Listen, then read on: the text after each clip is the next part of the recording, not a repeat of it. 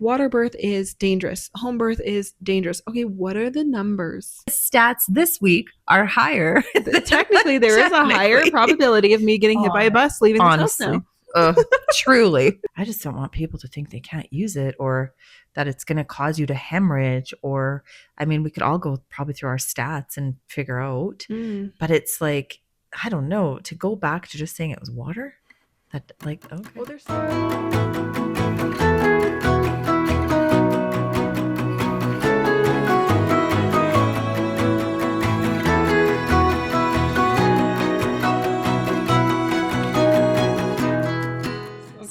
now you can touch this without shaking the camera. Yes. Oh, because I did that last time. That's right. All right. Hi, guys. Welcome to today's podcast. Call the Millers. Call the Millers. Welcome. Welcome if you're here with us. Today, we wanted to talk about a little more maybe practical topic. It's pretty hot in the community of birth right now. Mm-hmm. I'm sure a lot of you have probably heard about this water birth being bad thing. And, you know, there's been a lot of voices in response to that, but I think it would be beneficial to add ours, especially yours. Well, or you've had them. I mean, you can talk to it too. Like, yeah. And I was shocked. I was like, what am I reading? When I first heard about, like, I'm not laughing because it's funny. I'm just in disbelief, but I'm not totally sure. I haven't done a ton of, like, I looked at it enough to be like, that's enough for me. That's enough of whatever that is. Yeah. I've had enough of this. Yeah, that's enough. Anyway, I'm Janna. I'm one of the midwives in this city. Rainbow and I have called the Millers. Yeah, I'm us. Rainbow. Hi. And today's hot topic, water birth. Water birth. Let's talk about water birth. All right. So my understanding of this right now is that there is some questionable, I don't even know what the right word is for this, just that maybe we shouldn't be offering water birth. Maybe water birth isn't that great. Is it any different than an epidural is one of the things I saw. So are you saying this is what you believe or this is what you saw? Oh, no, this is what I saw. Yes, this is what am I reading? Yeah. But then it's good because it makes me think. Some of the other pieces and step in, if there was anything different that you saw, was it increases hemorrhage. It increases problems with the cord. That it changes the physiology of birth. It opens up red blood cells too much. And I was just like, whoa, like, where did this come from? What? Who's researching this? Women have been having water births since the beginning. Well, a long time now.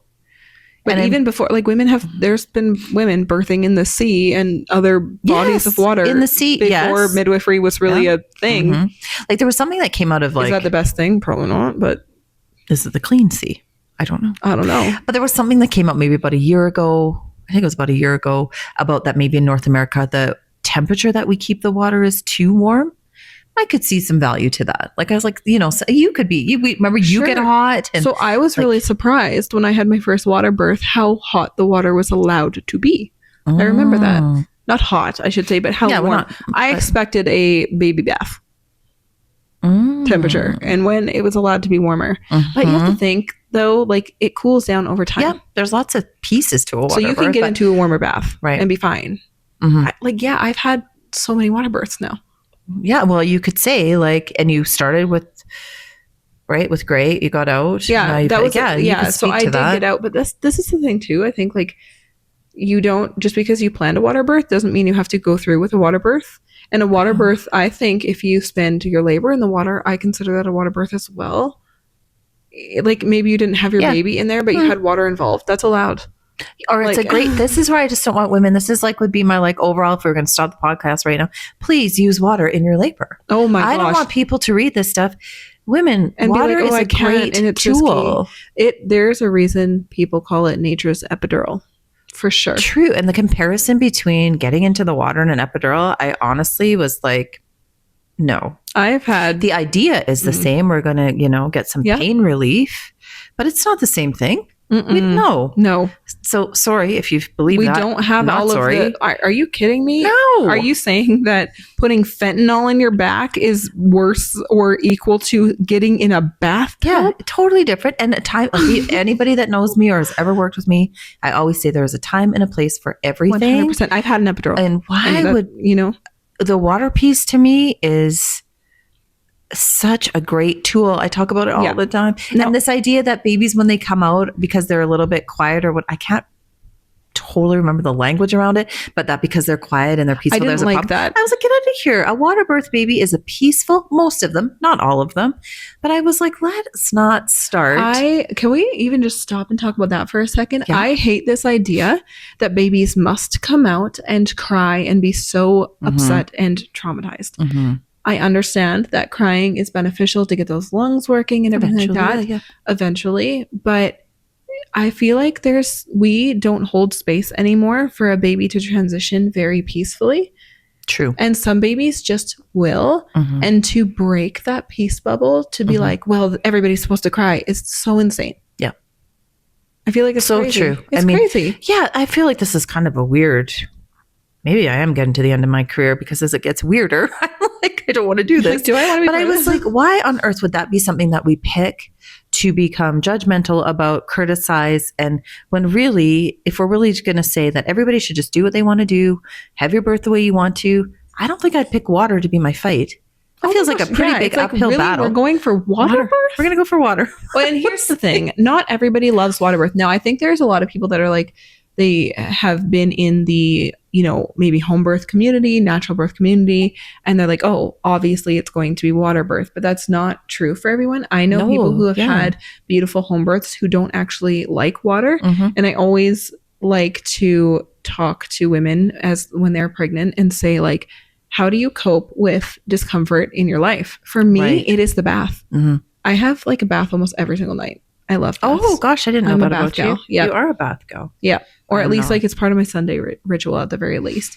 If I'm ever in pain, about you. like I'm in the bathtub. Always. Oh girl. Yeah. It is my. And I am not that. No. And like, so I have a friend and I attended her birth and she does not like being wet. Not for her. Mm-hmm. Does not like to be wet. And I was like, okay, then that's not for you. Yeah.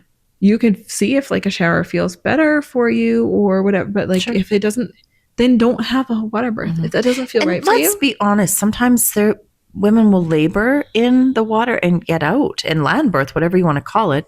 I just don't want women to think it's not a great tool still, because it's a great tool. Yes. And I mean, I always say you never know where you're going to birth until you're birthing, but I just don't want anyone to think that it's not a good tool. No. You know what's going to here we go. You know what's going to happen? This is going to go this is going to go wild. We just got a tub at the Rocky View. Oh brother.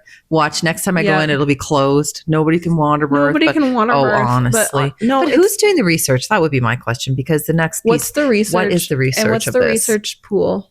How many like how many births have you actually researched? We can talk about personal things. That's not research. This is the same thing of being like, oh, you're 41 and a half weeks pregnant. You have a, 75% chance of dying. Yeah. It's like, okay, what is that 75%? What's that number? Stats. Can you actually say that number? Oh, 0.04. Yeah. It's like, so that's not true. Yeah. So I would, and also the flip of this, which we had just said, like there are some things that are harder in the water. Absolutely. Some women don't birth well without gravity. Totally. We need some gravity. Or it's a hard push. You might need to get out. Maybe sometimes those babies, if you've ever talked, and I haven't had this as my own experience, but if you've ever heard a midwife speak about a shoulder dystocia in the water, right? That's hard, right? You get out. Yeah. There's tools. That's the thing. How fast can we get a mom out of the bathtub? Pretty fast. Very fast. And if you do this as part of your life and it's part of your career or your service as a midwife, you know. I got out of the water because I got too hot, and you guys had me out of that water. Between my husband and the midwives, I was out of that water so fast because I was almost crowning. We had like a minute to get me out and into the next room onto the bed, and we did it.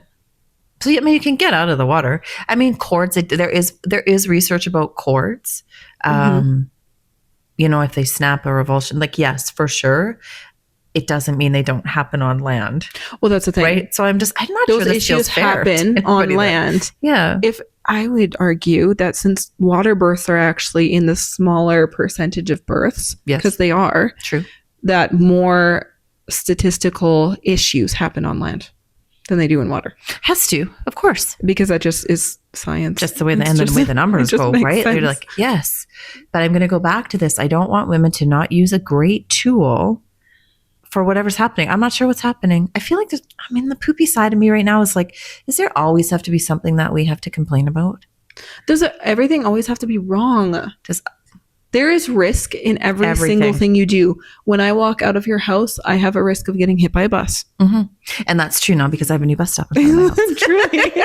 So like, does that mean I don't do that? The stats this week are higher. Technically, there is a higher probability of me getting hit by a bus leaving the house now. Truly. Anyway, that's a whole other whatever. But I think you're right. Like, I don't need birth to become harder for women, to ask for what they want, to, like, you and I talk about this. You want a free birth, you go for it. Yeah. We will all, I'll speak for myself. I support that. And the women that do it in my life know that I do. And I will help them if they need something. Is it for everyone? No, I think it comes with and I think this is all wrapped up in one thing. I think it comes with radical responsibility. I think it comes with radical acceptance. That things might not go the way you hope. And are you willing to pivot? Are you willing to get out of that water? Yeah. Are you willing to do something different? Are you willing to call the midwife if you're having a free birth or whatever? Like, I think nuance has to exist in birth, because birth, you can plan it any way you want. I so do not believe that we are in control of that stuff. And I feel like sometimes we forget the baby stance and the involvement. Totally. You know, you could have the perfect birth planned and everything was great for you, but your baby needs something else. And so your birth went a different way. I think sometimes we forget that there's two people involved. That's the logistics, 2 people. And sometimes it's even greater than all of us. Like, it's like you can't. Exactly. I struggle. Do your own research, but when you're doing your own research, don't read an article that says home birth or like water birth is dangerous. Home birth is dangerous. Okay, what are the numbers? Did you see this out of England this week though? No, what? That home birth, they're not doing it, but it's not limiting it. There was a different word to it. I can find it. And really what it's coming down to is because they are throwing their young midwives out into the communities to do these home births where their fear level is higher, their experience is less. And so their outcomes at home births are statistically, for lack of a better term, how am I going to say this? Like, I wish I had the actual words in front of me. Poor. So they're transferring in, they're having all these problems. But because we are not growing, I mean, this is a whole other podcast, but growing our midwives properly, we're throwing them out to the wolves. They're all going out. So there is, England is, they're not banning them, but there's a word that they were using. You can go onto the BBC stuff. It's all there about home births. Just watch this. I was like, here we go. Do you remember it used to be like a young midwife was paired with an experienced midwife and they would go out together. Yeah. And we've lost that mentorship. In midwifery across the world, I think. But also, I don't know if you've ever watched the documentaries on home births in England. No. Sometimes I like go down rabbit holes because they're very interesting to me. But they service a lot of poverty. And interesting. There's a lot of women who are living in really poor conditions. I find a lot of those statistics, at least back in the day, a little bit more. They were coming from women who were sometimes new to the country, who didn't have a lot at home.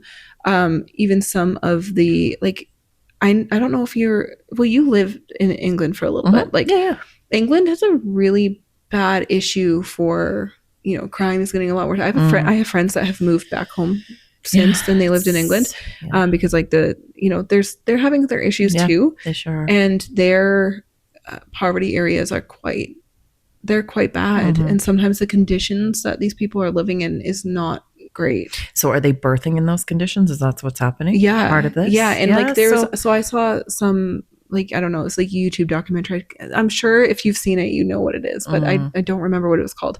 But they were like keeping the baby in a drawer as a bassinet. And so the midwives came and they saw that and they brought them a bassinet and that was great. But they just didn't know that they could ask for help. So interesting. And maybe that's the climate, right? It's all changing that way for sure. But that would be my greatest grief. Like, if we're gonna, home birth is out, water birth is out. Like, this is always, women need to stand up and say, hey, you can't leave that to your care provider. If you want a home water birth, or you want, No. But also free birth, even there's that there's too. the whole, like, make sure you have the information. It is our responsibility to research. Like, if you are, if you've had several births and you wickedly hemorrhage after every single one, even if they're natural home births, maybe a water birth is not a great match for you. Maybe. But knowing that about yourself and putting that maybe it's okay, and you ask the right questions, and you get a good care provider, and you have for that bit of a plan.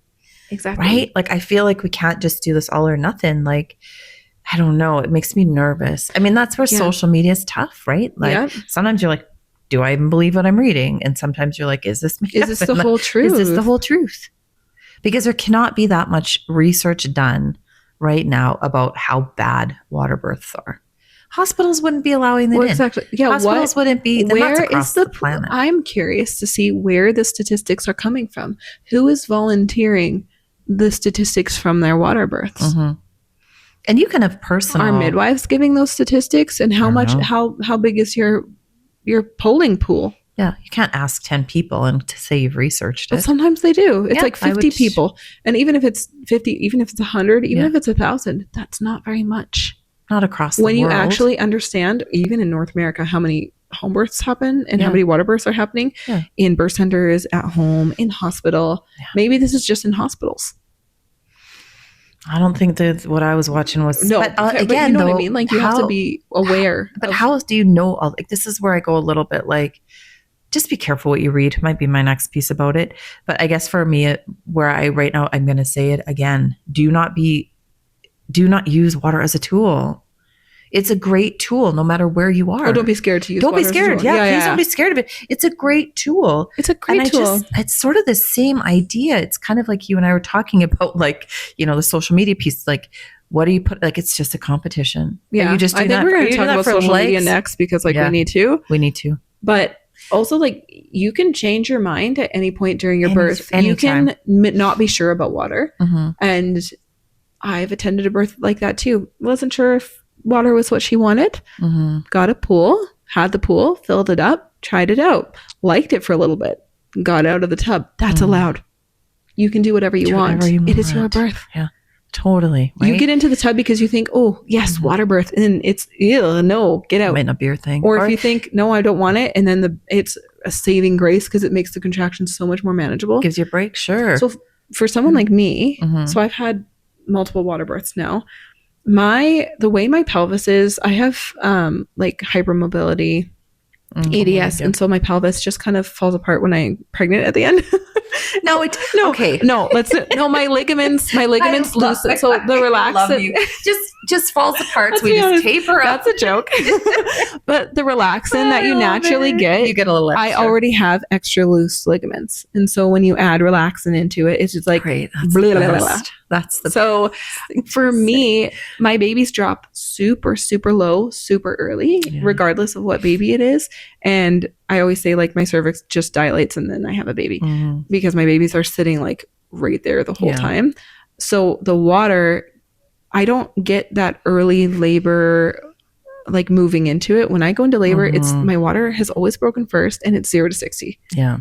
I don't get a gentle start. I've never gotten a gentle start, really. Like, my contractions are intense as soon as they start, and the pressure is really intense. And so for me, the water takes off some of that edge and helps me cope so much better because I don't have any, like, a lot of women get contractions and they build and they build and they build. I don't get that. My water breaks and then my contractions start and they're usually like, have a baby. We're having a baby right now. You do well in the water. Yeah. And so, I mean, even if I didn't, like, could I give birth on land? Yes, it's fine. Sure. But, like, it is a tool for me that, like, I cope better. Works for you. I just think the pain management piece is part of this. Like you said, you don't have to birth in it, but I just don't want people to think they can't use it or that it's going to cause you to hemorrhage. Or, I mean, we could all go probably through our stats and figure out, but it's like, I don't know, to go back to just saying it was water. That, like, okay. Well, there's so many factors that cause a hemorrhage, that cause a cord to snap, that cause all these things. Totally. That it is not usually just one factor. No. But here's the thing in our society. People want to find something to blame. True. For when things go wrong or when things don't go the way everybody planned. They want to pinpoint something or someone to put the blame on. And that is a truth. So true. And so if we can blame water birth, that gives people a sense of peace. Yeah, totally. Right? Like,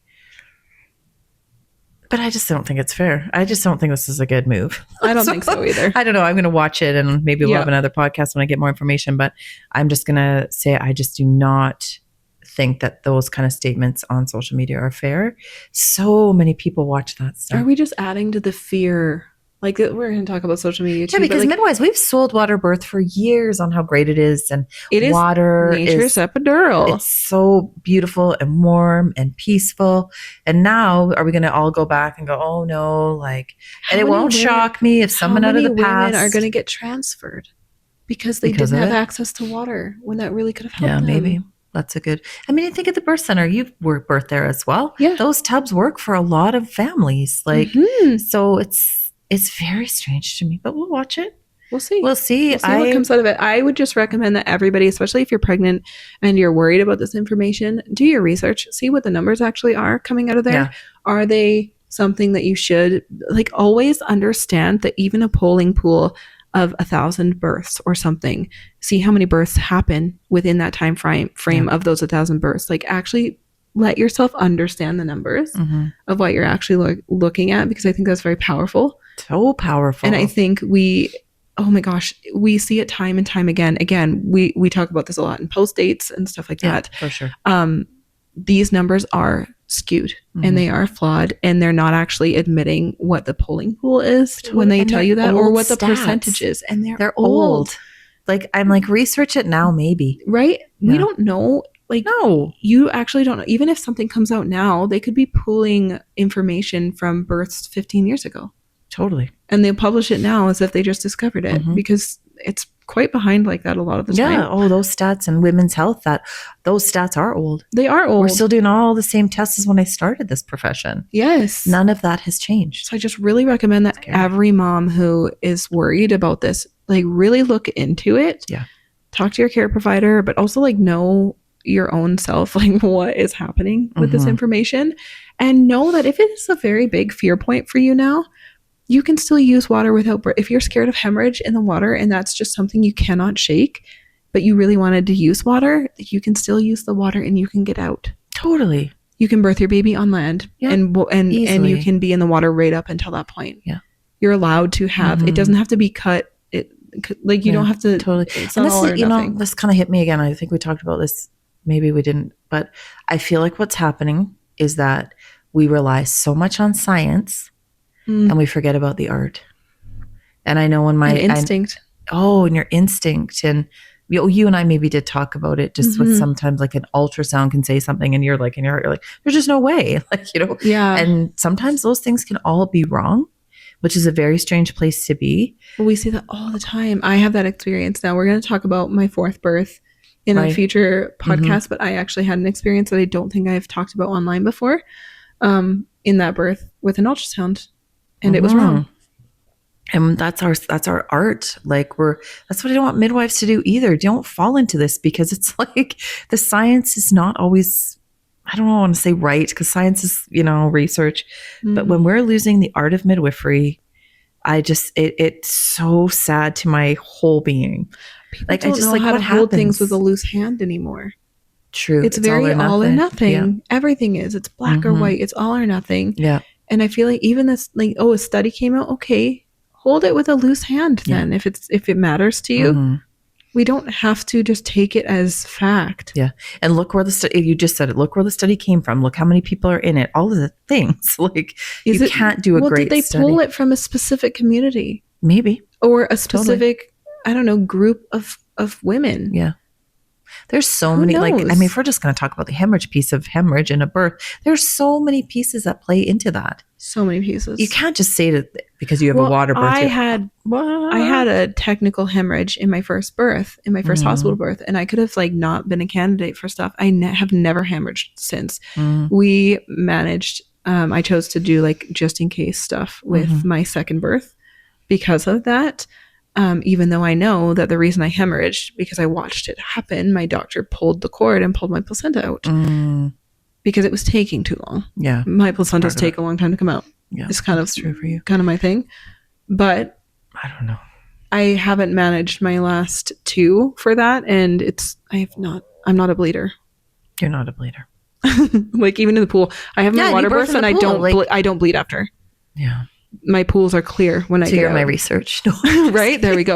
But it's like, you need to also know who you are and how you birth. And like, especially like maybe if it's your first baby, you don't have that information, but don't go in thinking you're going to, I feel like mental stuff comes into it a lot too. Oof. If you manifest a horror story, you're probably going to get a horror story. Probably. What you focus on can come to fruition. Yeah.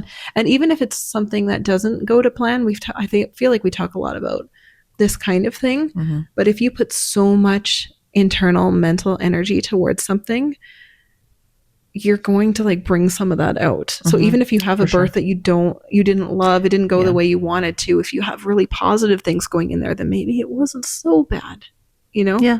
True. Like maybe we can twist it a little bit. I think the mental part comes in a lot. Huge. But yeah, I think we could probably find research and documentation on anything, be it good or bad. But this one kind of threw me. I was like, well, how many people, when I see water births posted online or I have posted mine, almost always there's at least one comment about, but how can the baby breathe? Won't the baby drown? Isn't that funny? So that tells me so much. Yeah. That people just don't and I'm not being like, oh, people are stupid. Like people aren't educated about how the body works. Yeah. They don't know that babies actually are living in water and they breathe through the placenta and the umbilical cord. Totally. So I know, I find it fascinating, but it's because that's normal for us. So if you really didn't know, that's got to be really odd. Yeah. Like, and you'd be like, wait, what, really? Yeah. But that's why I feel like it's your responsibility to have basic knowledge about birth. Yeah. Especially in this day and age where everything is in this little box in our hand. Right in front of you. You can Google it. Not that you should Google everything, but pick up a book. Not. Pick up a book. Read a good article about how physiological birth works. Totally. Go back. We were talking about that. One of our first podcasts, Michel O'Don had just passed away. He's that guy from, I think he's from France. Don't quote me on that. He had done tons of research on water birth and was so like, I just think we have to be so careful and how you interpret it as well. Right. Right. You could read something, I could read something, we interpret it totally different. That is the crazy thing about like, the science, follow the science. The science is different. Like I can find things to support whatever I want, basically. Totally, you can. There is research to support so many different opposing things because that's kind of the gift of science. Totally. Science is constantly challenging itself all the time. Scientists are challenging itself. And kind of, I think, when we think of scientists and like, they're always trying to challenge the narrative and discover something new. And to discover something new, they have to challenge what is known. I feel like people lose that nuance about science. I think, and they're like, it's this, and it's like, well, we used to think that dinosaurs couldn't have feathers. You can do anything. Do you know people? You know, dinosaurs don't roar. That's a mammal thing. Dinosaurs can't roar. Have you ever seen a bird go roar? like that's the thing that people don't think about. Oh, I love it. Yeah, and now I think we could take this however. Yeah, there's so you know what I mean? So many ways. There are people that don't think dinosaurs existed. So I mean, like, it's just whatever you do. You do you boo. Oh my gosh. Anyway, but that was that one threw me. But I think wrapping up, like, what would you say to a mom who's reading that and is worried? I would say intuition, think it through. Always go and talk to your care provider, which is likely a midwife if you're doing a water birth here. I don't think I put too much effort in, to be honest. No. I think water birth works for when it's supposed to work. If you need to get out, you might have to get out. But you're allowed to ask your midwife how many water births she has attended. Good point. You're allowed to ask her how many water births she has attended where nothing went wrong. You're also allowed to ask how many water births she's attended where something did go a little funky, and was the funkiness caused by something else? Yeah. And what did you do about it? What happened? How did you handle it? You're allowed to ask questions. Totally. Mm-hmm. No, totally. I mean, and we're kind of touched on it really quickly, like was the cords and stuff. Yeah, I would say like, cords can snap. But they can snap on land too. I don't think we just have to go, oh, it's only water bursts. I think at the end of the day, if a cord is very, very short and it's going to snap, it's going to snap no matter where you are. Mm-hmm. Or you have, but yes and no. Like, I mean, when they go, those babies have to get out of the water. I guess so you got to figure that out. Is like, use a skill. I think the thought of that is like when the push of the force of the push might like kind of ricochet the baby far away in the water because they can kind of float. Totally. Like go, or we lift them up too quick, right? Or You've seen that happen. So like, just make sure you're careful. Take a second. I think that's the other thing too, that short cords can be tricky anywhere, but I think there is that piece also, of it. Guide your own baby out, or have somebody guide your baby out if you're worried about that too. Yeah, totally. Like, you don't have to have your midwife touch you if you don't want to. You can guide your own baby out. But if you don't want, some people like will not touch anything down there. So like, if that's a concern for you, you can ask your midwife to guide your baby out. So they don't go floating away. I mean, historically, like, I know we're wrapping this one up, but even historically, like when I was in my apprenticeship and doing all that stuff, right? You were looking at the color of the water. There was just so many skills that I feel like we don't teach. There's like a set anymore. Of like, there's a saying like, like about Merlot with the water being certain colors, right? Merlot, time to go or whatever. If you can't see the bottom of the pool, get out. Like, that's so. But midwives are trained to see that and to notice it. Mm-hmm. I mean, that was when the training was happening at one of the hospitals here, when they just put the tub in. Like, for us, it's pretty normal, right? You're just like, in some of the questions, you were like, wow. But if you're not used to it and it's not your normal, it is very new. And we're asking medical staff to come in and, assist or observe or whatever, it's fascinating what goes through their heads. Well, have you seen those medical professionals where the women just, they're not supposed to give birth in the tub, but they just did because their baby came flying out and they freak out. Oh, it's hard for that. It can be really difficult. But their greatest concerns is more that, if something really goes wrong and what are you going to do with it? But we've done this for decades. Yeah. And decades and decades. It's because it's new to them. So it is hard. Like, that's fair. But also, I mean, don't underestimate. Sometimes like families will be like, so can you get an epidural in the water? Well, no. Right. Like it's things, it comes in every angle, but it's always like, if you let me do my job, right? Like, stay in our lanes, we'd actually all it would be fine. We could all work together. And if pain management while you're in the tub is a concern for you, you can have gas and air in the tub. Yeah, you can. You sure could. Of course. Whatever. If you don't have epidural, that's what you out. Like, yeah. Yeah, that's fair. But you own that radical responsibility. Yeah. I wonder if anybody, here's a weird question. I wonder if anybody anywhere in the whole world has ever had an epidural in a water birth. I don't think, I mean, in my head, I say no. Can you? It would be weird. So this is the thing. I just watched a movie last night with Cody. We just watched Fantastic Four, the new one. Oh, really good. But it's very much like it follows a baby. Okay, so if you haven't heard it, just plug your ears slow enough in the next 30 seconds. Okay, I don't know it. She gives birth in space. Oh, and there's no gravity, and so they have to like help her with that. So I wonder, like, if your legs are noodles, if you have like a noodle-legged epidural, can you not? You can't push against anything in the water. There's no gravity. Anyway, that's a whole other topic. Yeah, maybe I'll have to look at that up. Maybe I don't know if anybody has ever. I don't know. Could you? I don't know. Because they say walking epidurals, but that doesn't always work for people. No, but I've seen some good ones. There's some great anesthetists around right now. I've seen a couple amazing, like, got up to the bathroom, could walk to the bathroom. Like, yeah, mine was supposed to be one of those. And I had no feeling for 12 hours after my birth. Oh, so you had to stay for that long. It was a long time. Well, cool. I gave birth in the evening, so I was staying overnight anyway. Oh, you did your night. Interesting. Yeah, but until like 7 a.m, I couldn't even like sit. Oof. Interesting. Yeah, weird. Anyway, do not be afraid of the water. Don't be afraid of the water. Please. And if you don't want water, don't have water. It's fine. We don't need to send it out. You get to choose. Like, a home birth does not mean I've gotten so many messages from women being like, I don't have to have a water birth if I birth at home. No, if that's not what you want. Yeah, no. You don't have to do what so-and-so on Instagram did. Whatever you want. Isn't that the thing? You want to give birth on your dining room table? Go for ahead. it. Do it. Like, whatever. That would be the new one for a minute. That would be funny. Okay, guys. So I hope this gave you something. Yeah. Think about it anyway. Yeah, like, just silly. If you want to put your opinion in here, please do. I'm super interested in people's opinion about this. Think. If you've not heard about it, either protect your peace and don't hear about it, or or go look, or go have a look. Yeah. All right. But anyway, we will see you guys next week. Make sure you share this if you like it. If you're watching this, then please give it a thumbs up and subscribe if you're not. Do all the things. Have a great week. Bye, guys. See ya.